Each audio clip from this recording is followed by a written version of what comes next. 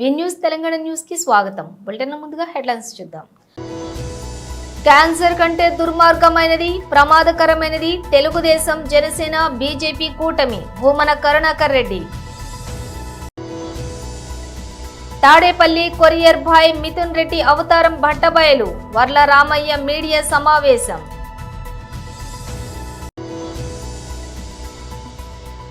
తెలంగాణ భవన్ లో బీఆర్ఎస్ నేతల press meet.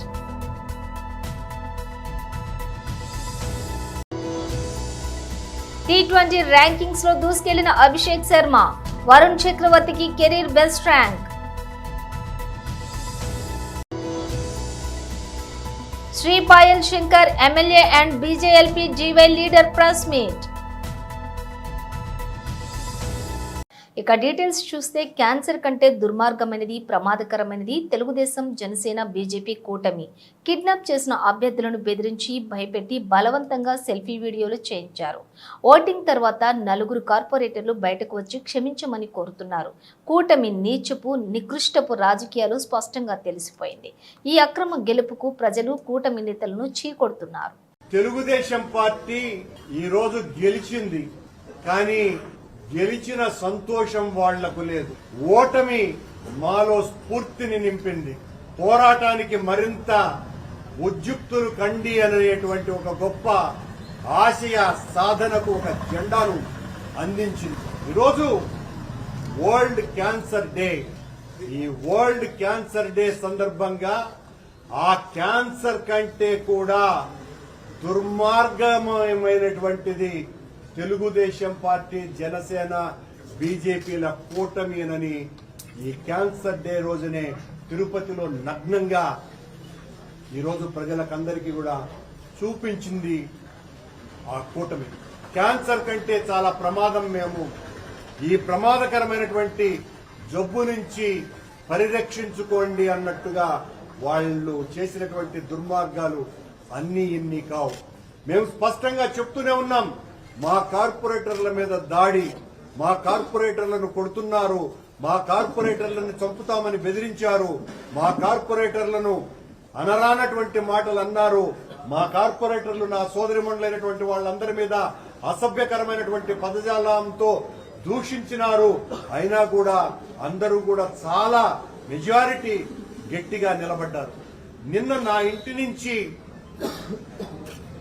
ఓటుకు వెళ్లటానికి పోతున్నటువంటి పోలింగ్ బూత్కు పోతున్నటువంటి మా కార్పొరేటర్లని కొడుతూ అసభ్య పదజాలంతో దూషిస్తూ వాళ్ల జీవితాలనే సర్వనాశనం చేసేస్తాము అని మేమందరికీ కూడా ఈ రకంగా మా కార్పొరేటర్లను తీసుకుపోయినామంటే తెలుగుదేశం పార్టీకి సంబంధించినటువంటి నాయకులు, పచ్చ మీడియా వాళ్ళ ఇష్టం వచ్చినట్టుగా మాట్లాడినారు. వాళ్లే మేమే వెళ్లాము, మమ్మల్ని ఎవరిని కిడ్నాప్ చేయలేదు అని వాళ్లను బెదిరించి వాళ్ల చేత సెల్ఫీ వీడియోను కూడా తీయించి రిలీజ్ చేశారు.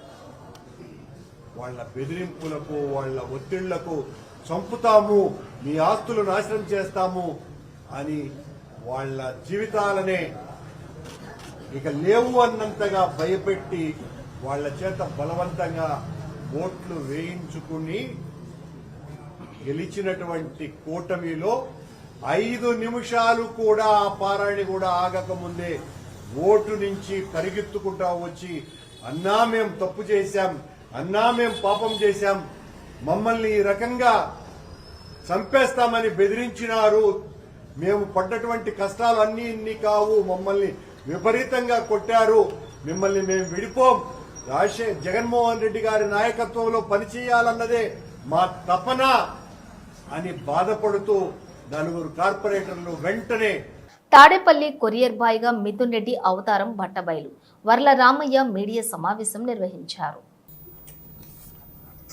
నిన్న మొన్నటి వరకు ముఖ్యమంత్రిగా పనిచేసిన గౌరవ జగన్మోహన్ రెడ్డి గారు, ఆయన 5 ఏళ్ల పరిపాలన అరాచకం, అవినీతిమయం, ఆశ్రిత పక్షపాతం, బంధుప్రీతితో కొట్టుమిట్టాడుతుండేది 5 ఏళ్ల పరిపాలన గౌరవ జగన్మోహన్ రెడ్డి గారిది. ఆయన అవినీతి ఎలా ఉందంటే, అవినీతి కొండ త్రవ్వుతూ ఉంటే ఒక్కొక్కటి బయటపడుతున్నాయి. అవినీతి కొండ నుంచి ఈ పాములు వేలాదిగా ఒక్కొక్కటి బయటపడుతూ ఉన్నాయి. ప్రజలందరూ కూడా ఉలిక్కి పడుతున్నారు. ఈ రోజున పేపర్లో ఏం చూడాల్సి వస్తుందో జగన్మోహన్ రెడ్డి గారి అవినీతి భాగవతం, రేపేమొస్తుందో, మొన్నే వచ్చిందో చూడండి. ఈ రకంగా తయారైంది. నేను అడుగుతున్నా ఈ రోజున జగన్మోహన్ రెడ్డి గారిది మీదొక పరిపాలన మిస్టర్ జగన్మోహన్ రెడ్డి, గౌరవ మాజీ ముఖ్యమంత్రి వర్య. ప్రజల సొమ్ముని యథేచ్ఛగా ఏ ఆటంకం లేకుండా ఎలా కొట్టేయచ్చు అనేది ఏదన్నా ఒక యూనివర్సిటీ ఉంటే ఆ యూనివర్సిటీకి వైస్ ఛాన్సలరే ఈ జగన్మోహన్ రెడ్డి. ప్రజాధనాన్ని కొట్టేయటంలో పెద్ద పిహెచ్డీలు చేసినాడు ఆయన.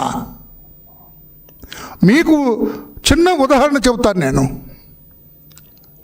అవినీతిమయం జగన్మోహన్ రెడ్డి గారి పరిపాలన.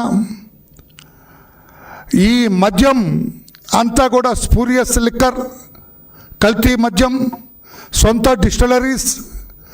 ఈ మద్యం మొత్తం కూడా రాష్ట్ర వ్యాప్తంగా ఈ మద్యం సరఫరా కావచ్చు, ఈ మద్యాన్ని అమ్మకం పెట్టడం కానీ, ప్రభుత్వ షాపుల్లో విక్రయించడం కానీ, ఇదంతా కూడా సూపర్వైజ్ చేసేది చిత్తూరు జిల్లా పెద్ద మనిషి కొడుకు. చిత్తూరు జిల్లా పెద్ద మనిషి ఎవరు? ఇక అందులో దాపరికమేముంది? పెద్దిరెడ్డి రామచంద్రారెడ్డి గారు. ఆయన కొడుకు ఎవరు? గౌరవ పార్లమెంటు సభ్యుడు మిథున్ రెడ్డి గారు. ఆయన నేపథ్యంలో రాష్ట్రంలో 4 సంవత్సరాల 2 నెలలు మద్యం యథేచ్ఛగా కాలువలై పారింది, ఏరులై పారింది, ఒక నదిలాగా ప్రవహించింది రాష్ట్రంలో. అంతా కల్తీ మద్యం. నంగనాచిలాగా కబుర్లు చెబుతున్నారు. తామేమీ చేయలేదు, అవినీతి అంటే మాకు తెలియదు అన్నట్లుగా మాట్లాడుతున్నారు గౌరవ ఆనాటి పెద్దలందరూ కూడా. ఈ పెద్దిరెడ్డి రామచంద్రారెడ్డి గారి కుమారుడు మిథున్ రెడ్డి గారు ఆనాటి డిస్టరీస్ ద్వారా సంపాదించిన డబ్బంతా కూడా బిగ్ బాస్కి ఇస్తారు. ఎవరి బిగ్ బాస్? తెలంగాణ భవన్లో బీఆర్ఎస్ నేతలు ప్రెస్ మీట్ నిర్వహించారు. సమావేశంలో పాల్గొంటున్న ఎమ్మెల్యే గారు మాణిక్యం గారు, అదేవిధంగా ఆర్ఎస్ ప్రవీణ్ కుమార్ గారు సీనియర్ నాయకులు, అదేవిధంగా ఎర్రొల్ల శ్రీనివాస్ తమ్ముడు రామ్మూర్తి గారు, అందరికీ నా యొక్క నమస్కారాలు తెలియజేసుకుంటూ, నిన్న అసెంబ్లీ సమావేశాల్లో సుప్రీంకోర్టు 7 జడ్జెస్తో చంద్రచూడ్ ఆధ్వర్యంలో ఇచ్చిన తీర్పుకు అనుగుణంగా, రాజ్యాంగ ధర్మాసనం ఇచ్చిన తీర్పుకు అనుగుణంగా నిన్న అసెంబ్లీ సమావేశంలో మరి దానికి సంబంధించిన ఏబిసి కేటగరైజేషన్ ప్రవేశపెట్టడం జరిగింది. దానికి ముందు మరి అనేక కమిషన్లు కృష్ణ మాదిగ ఆధ్వర్యంలో మాదిగ రిజర్వేషన్ పోరాట సమితి 30 సంవత్సరాలు సుదీర్ఘ పోరాటం చేసి ఆ తీర్పు రావడానికి కారణమైంది. దానికి కృషి చేసిన కృష్ణ మాదిగ గారికి హృదయపూర్వకంగా అభినందనలు తెలియజేసుకుంటూ, అదేవిధంగా అసూలు వాసిన మాదిగ బిడ్డలకు మరి శ్రద్ధాంజలి ఘటిస్తూ, ఏ కమిషన్ అయినా కూడా స్పెసిఫిక్గా మాదిగలకు అన్యాయం జరిగినట్టు 1965లో లాటూ కమిషన్ కానీ, 97లో రామచంద్రరాజు కమిషన్ కానీ, ఉషా మెహ్రా కమిషన్ 2005లో కానీ, 2024 సమీమ్ అఖ్తర్ అక్టోబర్లో వేసిన కమిషన్ కానీ, మాదిగ రిజర్వేషన్ పోరాట సమితి లేదా కృష్ణ మాదిగ చేస్తున్న పోరాటానికి అనుగుణంగానే వారిచ్చిన రిపోర్ట్లో మాదిగలు ఎక్కువగా నష్టపోయిందని చెప్పేసి ఒక వర్గానికి సంబంధించిన ఎస్సీ వాళ్ళు అధిక లాభాలను పొందుతున్నారని, లబ్ధి పొందుతున్నారని చెప్పి ఎస్సీలను 3 కేటగిరీలుగా చేస్తూ నిన్న రేవంత్ రెడ్డి గారు మరి అసెంబ్లీలో దానికి సంబంధించిన వివరాలు ప్రకటించడం జరిగింది. అది మేము ప్రవేశపెట్టినందుకు ఈ ప్రభుత్వాన్ని అభినందిస్తూనే దానిలో ఉన్న అవకతవకలు సరిదిద్దాలని డిమాండ్ చేస్తూ ఉన్నాం. దానికి ఇంకా చట్టబద్ధత రాలేదు. త్వరలో చట్టబద్ధత అన్నారు. ఆ చట్టబద్ధత వచ్చే లోపు సామాజిక న్యాయం జరగవలసిన అవసరం ఉన్నది. ఏ ప్రాతిపాదికన ఇది చేశారు? జనాభా ప్రాతిపాదికన అంటే అట్లా లేదు, సామాజిక ప్రాతిపాదన అంటే అట్లా లేదు. తాజాగా విడుదల చేసిన ఐసీసీ టీ20 ర్యాంకింగ్స్ లో టీమిండియా యువ ఓపెనర్ అభిషేక్ శర్మ దూసుకెళ్లాడు. ఇంగ్లాండ్ పై 5వ టీ20లో 37 బంతుల్లోనే శతకం నమోదు చేసిన యువ బ్యాటర్ ఈ రికార్డు బ్రేకింగ్ సెంచరీతో ఏకంగా 2వ ర్యాంక్ దక్కించుకున్నాడు. ఏకంగా 38 స్థానాలు ఎగబాకి 2వ స్థానానికి చేరుకున్నాడు. అటు ఆస్ట్రేలియా స్టార్ ట్రావిస్ హెడ్ తన అగ్రస్థానాన్ని పదిలం చేసుకున్నాడు. అభిషేక్ కేవలం బ్యాటింగ్ ర్యాంకింగ్స్ లోనే కాదు, ఆల్ రౌండర్ విభాగంలోనూ 31 స్థానాలు ఎగబాకి 13వ ర్యాంకును చేరుకోవడం విశేషం. బ్యాటింగ్ విభాగంలో టాప్ 5లో అభిషేక్ శర్మతో పాటు మరో 2 టీమిండియా ఆటగాళ్లు కూడా చోటు దక్కించుకున్నారు. తిలక్ వర్మ 3వ స్థానంలో ఉంటే భారత్ జట్టు టీ20 కెప్టెన్ సూర్యకుమార్ యాదవ్ 5వ స్థానంలో కొనసాగుతున్నాడు. అటు హార్దిక్ పాండ్యా 5 స్థానాలు ఎగబాకి 51వ ర్యాంకుకు చేరుకోగా శివం దూబే ఏకంగా 38 స్థానాలను మెరుగుపరుచుకుని 58వ ర్యాంకు దక్కించుకున్నాడు. వరుణ్ చక్రవర్తికి కెరీర్ బెస్ట్ ర్యాంక్. ఇంగ్లాండ్ పై ప్లేయర్ ఆఫ్ ది సిరీస్ గా నిలిచిన వరుణ్ చక్రవర్తి బౌలింగ్ విభాగంలో కెరీర్ బెస్ట్ ర్యాంక్ సాధించాడు. 3 స్థానాలు ఎగబాకి 3వ ర్యాంకు చేరుకున్నాడు. వెస్టిండీస్ బౌలర్ అఖిల్ హుసేన్ అగ్రస్థానంలో ఉంటే ఆదిల్ రషీద్ 2వ ర్యాంకులో కొనసాగుతూ ఉన్నారు. టీమిండియా మరో స్పిన్నర్ రవి బిష్ణోయ్ 4 స్థానాలు మెరుగుపరుచుకుని 6వ ర్యాంకు దక్కించుకున్నాడు. Shri Payal Shankar MLA and BJLP DY leader press meet నిర్వహించారు. ఏమడిగినాం మేము నిన్న శాసనసభలో 2014లో ఉన్నటువంటి మా జనాభా 2024లో ఎట్లా తగ్గుతుంది అని అడిగినాం. దానికి రాష్ట్ర ముఖ్యమంత్రి గారు సమాధానం చెప్పాలి. కానీ డొంక తిరుగుడు సమాధానం చెప్పే ప్రయత్నం చేసిండ్రు. బీసీల సంఖ్యనేమో తగ్గుతుందట, మిగతా వాళ్ళ సంఖ్యనేమో పెరుగుతుందట. ఇదెక్కడి విచిత్రమో మాకు అర్థం కాలేదు. మేము అడిగినాం, ఏం చెప్పింది మీ డెడికేటెడ్ కమిషన్ మాకు రిపోర్ట్ కావాలనంటే ప్రభుత్వ ప్రకటన మాత్రమే ముఖ్యమంత్రి గారు చదివిండ్రు. దీంట్లో ఏమున్నదని, అసలు మీరు ఏం చేసిండ్రు, ఉన్నటువంటి సంఖ్య ఎంత, ఏ రకంగా తగ్గిండ్రు, ఏ జిల్లాలో తగ్గిండ్రు, అసలు అసెంబ్లీలో ఏది కూడా సభ్యులకు సమాచారం ఇచ్చేటటువంటి ప్రయత్నం చేయలేదు. అడిగితే ప్రభుత్వం నుంచి సమాధానం ఏం చెప్తారు అనంటే ఆ యొక్క డాటాని మేము బహిర్గతం చేయలేము అని చెప్తారు. అసలు బహిర్గతం వ్యక్తిగత వివరాలు అడగలేదు కదా. ఒక్కొక్క వ్యక్తి వ్యక్తిగత వివరాలు అడిగితే వాళ్ళ స్వేచ్ఛకు భంగం వాటిల్లున్నట్టు. ఈ రాష్ట్రంలో చేసినటువంటి మేము సర్వేని అడిగినాం కదా, ఏ జిల్లాలో ఎవరెవరు ఎంత ఉన్నారో చెప్పమన్నాం కదా, దేని ఆధారంగా తగ్గినో చెప్పమన్నాం కదా. దానికి సమాధానం ఇవ్వకుండా లేని లెక్కలు ఎక్కడికి వెళ్ళో తెప్పించి చెప్పేటటువంటి ప్రయత్నం చేసినారు. మేము చెప్పినాం 2014లో ఆ రోజు ఉన్నటువంటి ప్రభుత్వం అధికారికంగా ఎంసీఆర్ వెబ్సైట్లో అధికారికంగా ఈ యొక్క కాగితాలన్నీ అందుబాటులో ఉన్నది, డాటా అంతా కూడా అందుబాటులో ఉన్నది. దానికి ప్రభుత్వం నుంచి సమాధానం ఏం చెప్తారనంటే అది అథెంటిక్ కాదు అని అంటారు. ఒక ప్రభుత్వ వెబ్సైట్లో ఉన్నటువంటి కాగితాలు అథెంటిక్ కాకపోతే ఇక ఏం సమాచారం అథెంటిక్ అవుతుందో ప్రభుత్వం సమాధానం చెప్పాల. ఈ రకంగా ఎస్సీలను కూడా తగ్గించి చూపించారు. ఘోరం ఏంటంటే ఒక పక్క ఎస్సీ సోదరులు ఈ యొక్క వర్గీకరణ అమలైపోయింది, ఎవరి వాటా మేము తీసుకుంటామన్న ఒక సంతోషకరమైనటువంటి వాతావరణంలో ఎస్సీలకు సంబంధించినటువంటి సంఖ్యను కూడా తగ్గించి చూపించేటటువంటి ప్రయత్నం చేసిండ్రు. ఇది ఎవరి ప్రయోజనం కొరకు మీరు తగ్గించిండ్రు? బీసీల సంఖ్య ఎందుకు తగ్గింది, ఎస్సీల సంఖ్య ఎందుకు తగ్గింది?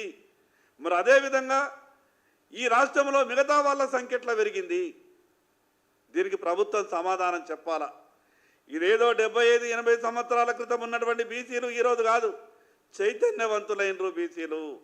మీరు ఎక్కడ ఏ రకమైనటువంటి కుట్రలు చేస్తున్నారో, ఎక్కడ ఏ రకంగా మమ్మల్ని అనగదొక్కాలనే ప్రయత్నం చేస్తున్నారో అడుగడుగున బీసీలు అన్ని విషయాల్ని గమనిస్తూ ఉన్నారు.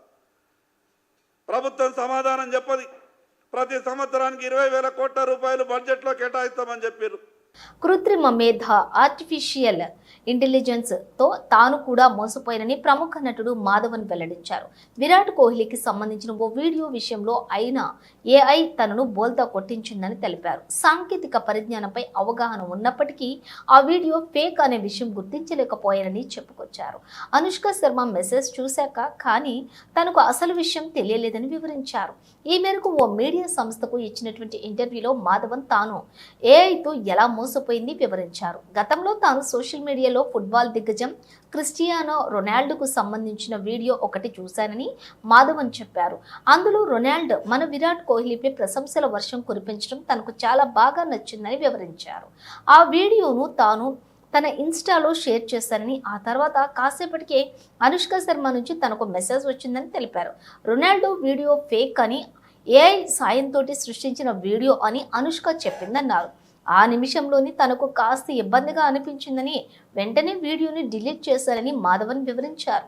టెక్నాలజీ వల్ల కూడా ఇలాంటి సమస్యలు ఉంటాయని, ఏ వీడియో అయినా లేక పోస్ట్ అయినా షేర్ చేసే ముందు చెక్ చేసుకోవాల్సిన అవసరం ఉందని మాధవన్ పేర్కొన్నారు. సిద్దిపేట జిల్లా దుబ్బాక నియోజకవర్గం అక్బర్పేట గ్రామంలోని కేంద్రంలో కేంద్ర ప్రభుత్వానికి తీర్మాన లేఖలు రాష్ట్ర ప్రభుత్వం పంపడం రాజకీయ కుట్రగా భావిస్తూ ఉన్నాం. మాల మాదిగల మధ్య కులచిచ్చు పెట్టి రాజకీయ పబ్బం గడుపుతున్న కేంద్ర రాష్ట్ర ప్రభుత్వాల మొండి వైఖరి నశించాలి. ఈ రాష్ట్రంలో మాలలు ఉన్నతమైనటువంటి స్థానంలో ఎదుగుతున్నారని ఉద్దేశంతోనే కేంద్ర రాష్ట్ర ప్రభుత్వాలు మాలల హక్కులను అణగదొక్కాలని ఈఎస్సీ వర్గీకరణకు అనే అంశాన్ని తెరపైకి తీసుకుని వచ్చి మాల మాదిగల మధ్య చిచ్చు పెడుతోంది. ఖబర్దార్, కేంద్ర రాష్ట్ర ప్రభుత్వాలు వర్గీకరణ అంశాన్ని రద్దుపరచుకుంటే దేశ రాష్ట్ర వ్యాప్తంగా కూడా ఆందోళనలు చేస్తామని జాతీయ మాల మహానాడు, తెలంగాణ రాష్ట్ర మాల మహానాడు తరపున హెచ్చరిస్తూ ఉన్నాం. కాంగ్రెస్ ప్రభుత్వం ఏబిసిడి వర్గీకరణ మీద ఏకగ్రీవంగా తీర్మానం చేసినందుకు నిరసనగా ఈరోజు ఎన్ని పార్టీలు మద్దతు ఇచ్చిన అన్ని పార్టీల బొమ్మలు, దిష్టి బొమ్మలు తగలబెట్టడం జరిగింది. అక్బర్పేట పుంపల్లి మండల కేంద్రంలో ఈరోజు జాతీయ మాల మహానాడు తరఫున జాతీయ అధ్యక్షుడు పిల్లి సుధాకర్ పిలుపు మేరకు సిద్దిపేట జిల్లాలో అన్ని మండల కేంద్రాల్లో వర్గీకరణ ఏదైతే తీర్మానం చేసిరో వెనక్కి తీసుకునేదాకా తగ్గేదే లేదు.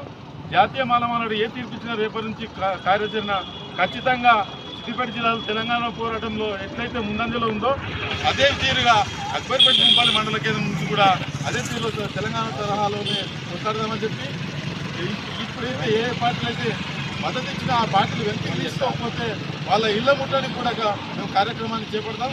ఖచ్చితంగా ఈ రాజ్యాంగం ఎట్లయితే బాబాసాహెబ్ అంబేద్కర్ మాకేం చెప్పిందంటే మా తల్లిదండ్రులకు మీరు స్కూల్ పోయి విద్య నేర్చుకొని బాగుపడరు కానీ తప్ప అడకతెక్కురని చెప్పి అన్నదమ్ముల్లా ఉన్న మాలా సోదరులకు మాదే సోదరులకు ఉన్న రాజకీయ పార్టీలు కుట్రపన్ని విడదీసినాయి.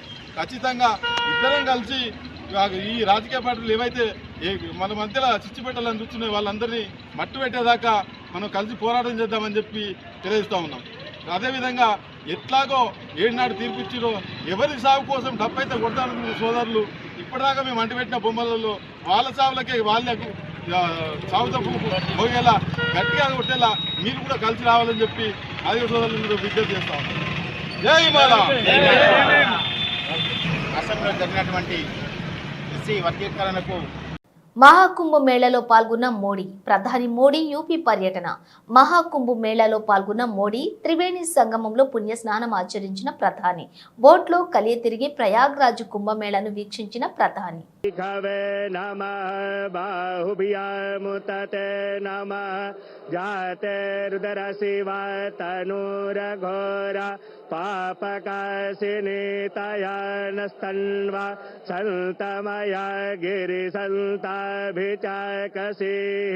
जामिखुङ्गिरिसन्तहस्ते बिभर्खस्तवे शिवाङ्गिरितरताङ्कुरुमा हि गुंसिः पुरुखं जगत शिवे नवचसा त्वागिरिसा च वदामसि यथा नः सर्वमिज्जगदा यच्मगुं सोमना असत अधियवोचदधिवक्ता प्रथमो दैव्यो भिखक अहिंस सर्वं जम्भय सर्वासु जातु धान्यो धराचिः यतो यतः समीहसे ततो नो अभयं गुरो षण्डः कुतन्वा सन्तमया गिरिसन्ताभिचाकसीः जामिखुङ्गिरिसन्तहस्ते बिभर्खस्तवे शिवाङ्गिरितरताङ्कुरुमा हि गुंसिः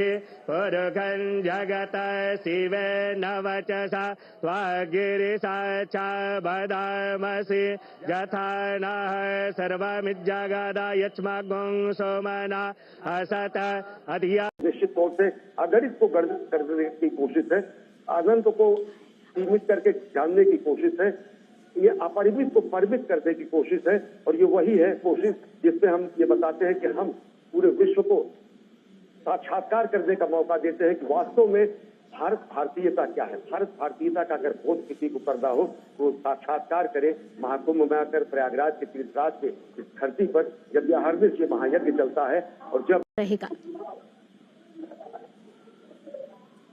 प्रधानमंत्री नरेंद्र मोदी पहुंचे हैं महाकुंभ नगर में दूसरी बार 13 दिसंबर के बाद प्रधानमंत्री नरेंद्र मोदी आज 5 फरवरी को पहुंचे हैं, जो कि माघ अष्टमी का दिन है और साथ ही साथ भीष्म अष्टमी का दिन है, बेहद महत्वपूर्ण दिन। प्रधानमंत्री नरेंद्र मोदी स्नान करने के बाद प्रस्थान करेंगे। प्रधानमंत्री नरेंद्र मोदी इस मेला क्षेत्र में किसी तरीके का व्यवधान न पैदा हो, इसलिए यहाँ पर किसी भी तरीके के आवागमन को, जिस तरीके से श्रद्धालुओं को आवागमन में दिक्कत होती है, इसलिए उससे वर्जना करते हुए, उससे परहेज करते हुए प्रधानमंत्री नरेंद्र मोदी स्नान करेंगे और प्रधानमंत्री नरेंद्र मोदी प्रस्थान करेंगे और ये यहाँ से वो राष्ट्र निर्माण के लिए लोगों से आह्वान करेंगे, राष्ट्र निर्माण में लोगों के अंशदान के लिए भी कहेंगे और भीष्म अष्टमी के दिन प्रधानमंत्री नरेंद्र मोदी पहुंचे।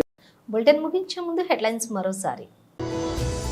క్యాన్సర్ కంటే దుర్మార్గమైనది, ప్రమాదకరమైనది తెలుగుదేశం జనసేన బీజేపీ కూటమి భూమన కరుణాకర్ రెడ్డి. తాడేపల్లి కొరియర్ భాయ్ మిథున్ రెడ్డి అవతారం బట్టబయలు, వర్ల రామయ్య మీడియా సమావేశం.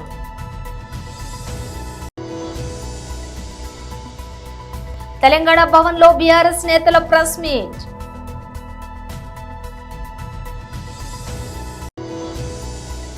T20 ర్యాంకింగ్స్ లో దూసుకెళ్లిన అభిషేక్ శర్మ, వరుణ్ చక్రవర్తికి career best rank. Shri Payal Shankar MLA and BJLP DY leader press meet. ఇవి బులెటిన్ విశేషాలు. మరో బులెటిన్ తో మళ్ళీ కలుద్దాం.